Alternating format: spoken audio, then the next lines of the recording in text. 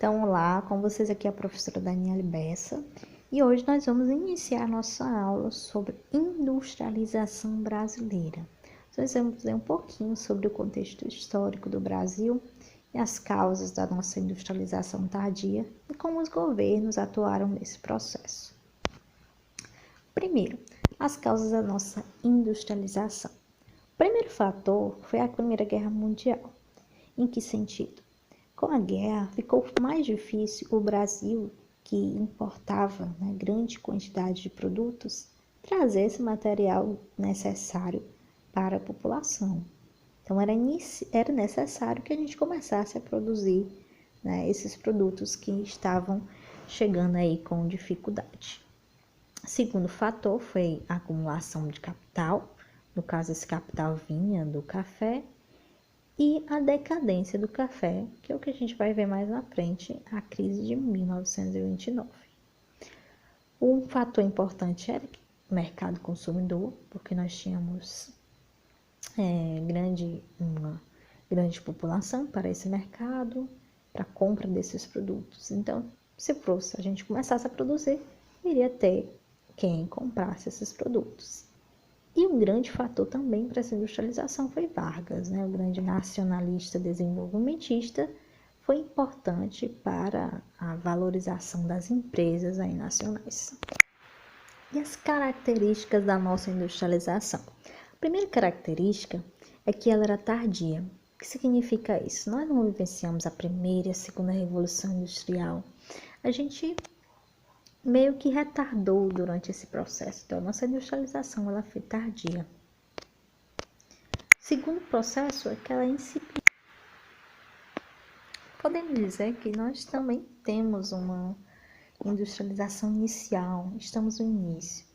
Se a gente for comparar nossa industrialização com os países europeus, a gente sabe que a gente está muito atrás ainda desse processo, pelo fato de a gente ter vivenciado a industrialização tardia nos últimos anos, Nós temos uma industrialização substitutiva, que é isso? Quando você vai comprar um importado, a gente diz que é substituição de importado. Quando você vai na loja de importados, você vai comprar um produto que veio de fora. Então, substituição de importações é no sentido de a gente começar a produzir alguns produtos para substituir o que vinha de fora, que é as importações. Então, a gente vai começar esse processo de substituição de importações. Bom, principalmente com o Vargas. Periférica, porque, novamente, é inferior aos países aí desenvolvidos. A gente fala periférica no sentido que está abaixo. Ela é concentrada, porque ela é concentrada principalmente aí no nosso sudeste do Brasil, que é onde detinha o capital para realizar essa industrialização. Se fosse naquela época, se a necessidade fosse vista quando a economia era o Nordeste brasileiro é quem iria receber essa industrialização. Mas o foco econômico da época era o café e estava concentrado aí no nosso Sudeste. E ela é dependente no sentido ainda de depender da tecnologia e desenvolvimento dos países aí que estão mais à frente neste processo. Quais são as fases de implantação da indústria? Nós temos 4 fases, tá bom? A proibição, que foi o Pacto Colonial, que era proibido algum tipo de indústria no país. Processo de implantação de 1808, com a chegada da família real. A grande Revolução Industrial Brasileira, com Vargas. E a internacionalização, com o governo aí de JK. Então, esses são os pontos principais, tá bom? A proibição da indústria de 1808. Como é que aconteceu esse processo e por quê? Bem, gente, nós sabemos que para ser subordinado a Portugal, o Brasil ele não podia começar a produzir bens industriais, porque isso iria deixá-lo, de certa forma, mais livre da coroa portuguesa. Então, no período colonial era proibido. O que eles queriam mesmo era sugar, como o sanguessuga faz mesmo, né? Todas as nossas riquezas, deixar cada vez mais a gente subordinado à coroa. E para isso ele proibiu o processo de industrialização. Em 1808, a gente sabe que teve um processo importante que é a chegada da família real. Então, assim, era proibido qualquer tipo de indústria naquele período. Claro, tinha o processo de transformação de cana-de-açúcar, enfim, mas eram coisas bem simples. Com a chegada da família real, era necessário, né, principalmente ligada à questão têxtil, fundição, eles vão trazer consigo, né, arte, biblioteca, jardim botânico, enfim, coisas necessárias cujas eram necessárias para a família real. E essas coisas básicas incluíam o processo de industrialização, mesmo que pequeno. Então a família real vai influenciar nesse processo porque eles necessitavam, né, suprir aí as suas necessidades. O Brasil, gente, ele importava tudo naquele período, né, coisas básicas, de colher, coisas bem pequenas a coisas maiores, né, como roupas, enfim. Então era necessário começar a suprir essa necessidade da família real. A gente tem um importante período que era Mauá. O Barão de Mauá foi muito importante para o processo de industrialização no Brasil, no sentido, né, de criação de transportes. A gente fala que até aí o Brasil, não vivenciou uma industrialização. Ele fez picos de industriais, né, construções assim que a gente pode relacionar à industrialização. Colocou um cabo ligando o Brasil à Europa, né? O Barão de Mauá era simples, vindo do sul, depois foi para a região sudeste e parceria com a empresa inglesa, fez todo esse processo. Ele foi muito importante para a parte naval, né? E também para a parte da telecomunicação. Mas por problemas aí com o governo, com as elites, ele acabou que entrando aí em falência e voltou para o ramo agrário, né, para a questão do café. Mas ele deixou um aparato aí na estrutura de transportes e de telecomunicações no Brasil.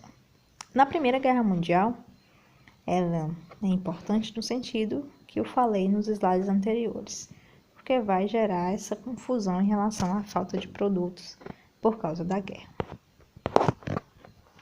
Então, o café é a base para a industrialização brasileira. Por quê?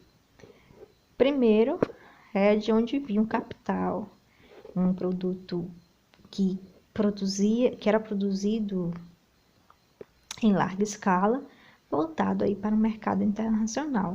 O Brasil, eles tinham condições naturais muito favoráveis a esse plantio e, de certa forma, mantinha a ordem social vigente, porque grandes propriedades, monocultura, mão de obra escassa, que eram os chamados plantations, né, que perduram até os dias de hoje, a gente chama de plantations modernos. Então, o café foi a base da estrutura industrial brasileira. Só que alguma coisa não deu certo. O que aconteceu?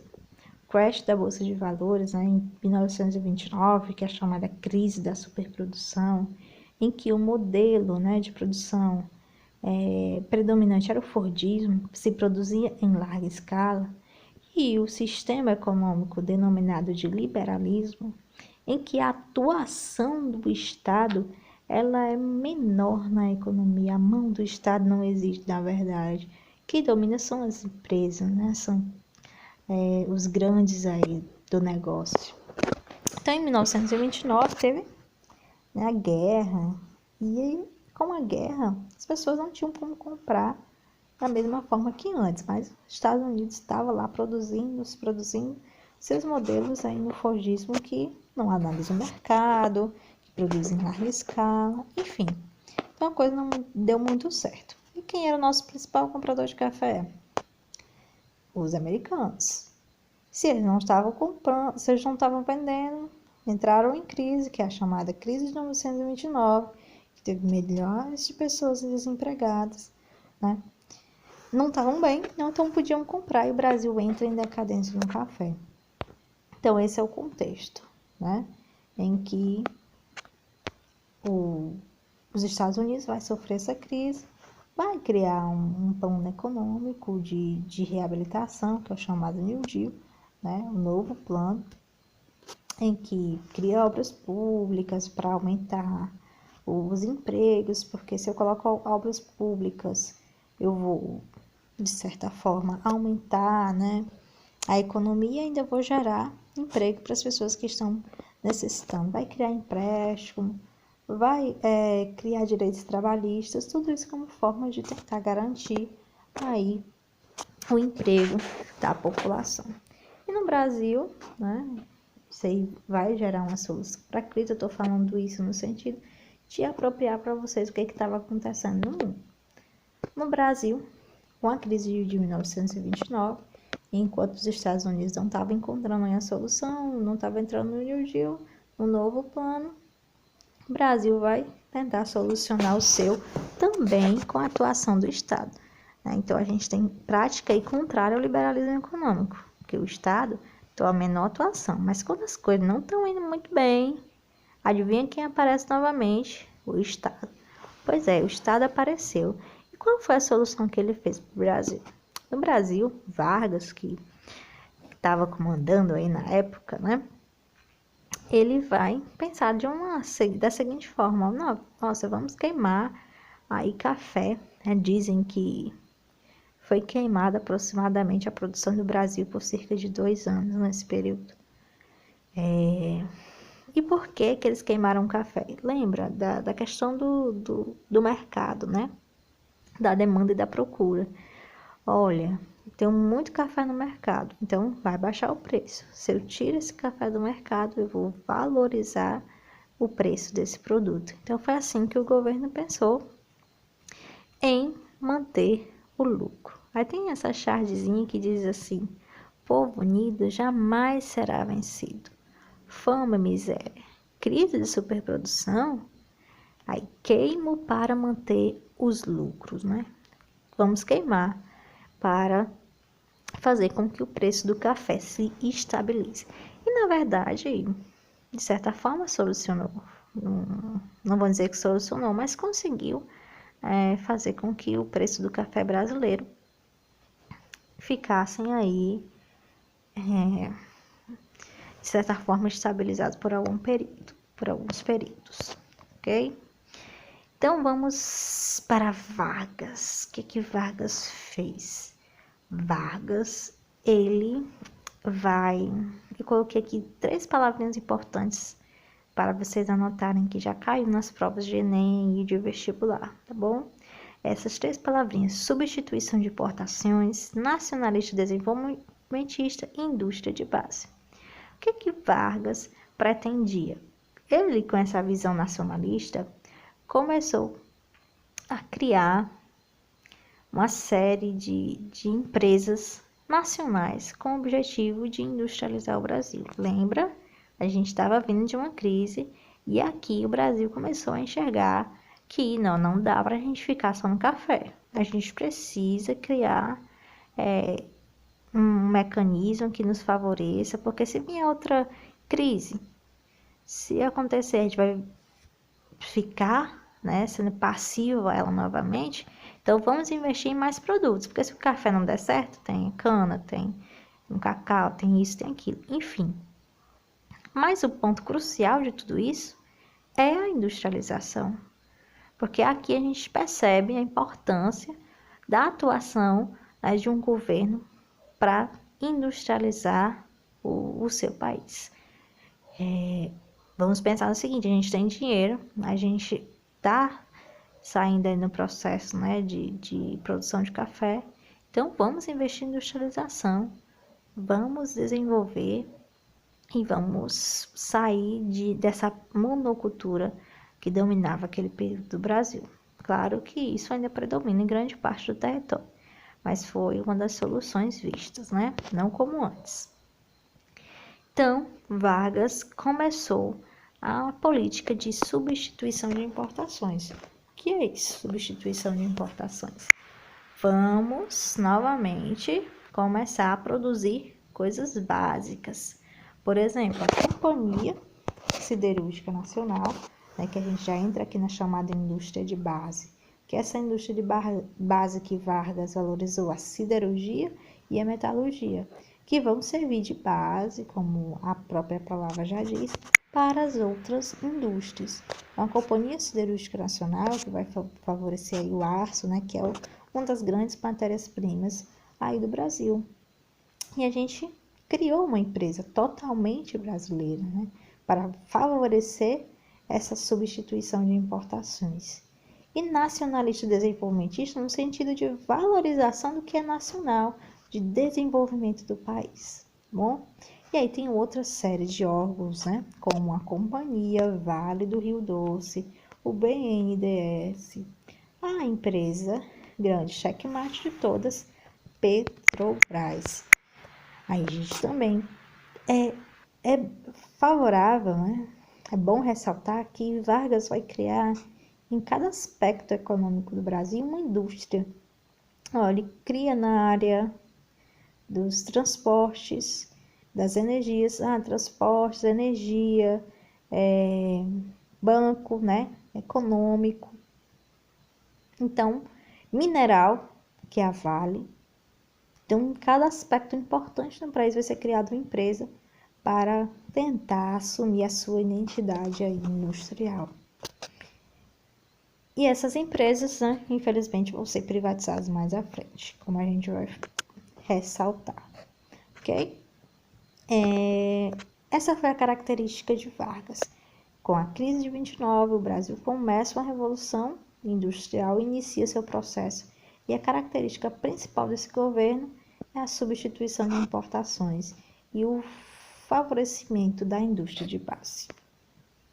Então é isso, gente. Vamos ficar por aqui, tá, nesse nosso slide, e a gente continua na nossa próxima aula sobre JK e processo industrial do Brasil.